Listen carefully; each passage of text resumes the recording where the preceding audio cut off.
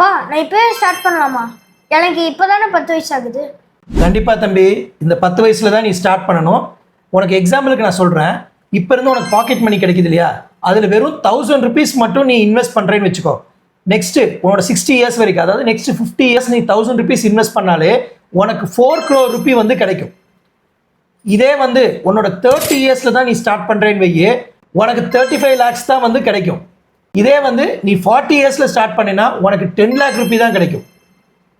புரியுதா உனக்கு? அப்போ ஏஜ் எவ்வளோ இயர்லியராக போடுறியோ அப்போதான் உனக்கு வந்து பெரிய ரிட்டர்ன்ஸ் கிடைக்கும். இல்லைன்னா வெறும் 20 வருஷத்தில் பாரு உனக்கு 3.5 crores மேலே லாஸ் ஆகும். அதனால நீ புரிஞ்சுக்க வேண்டியது என்னன்னா, எவ்வளோ இயர்லியராக ஸ்டார்ட் பண்ணுறியோ அதுதான் வந்து பவர் ஆஃப் காம்பவுண்டிங்கில் உனக்கு பெரிய வெல்த்தை வந்து கிரியேட் பண்ணும். பா I want to start right now. Very good தம்பி. இதுதான் வந்து ஃபினான்ஷியல் எஜுகேஷன் அப்படிங்கிறது. இது வந்து எந்த ஸ்கூல்லையும் வந்து சொல்லித்தர மாட்டாங்க. பேரண்ட்ஸாக நாம தான் அவங்களுக்கு சொல்லித்தரணும். இந்த வீடியோவை உங்கள் குழந்தைக்கு காட்டுங்க.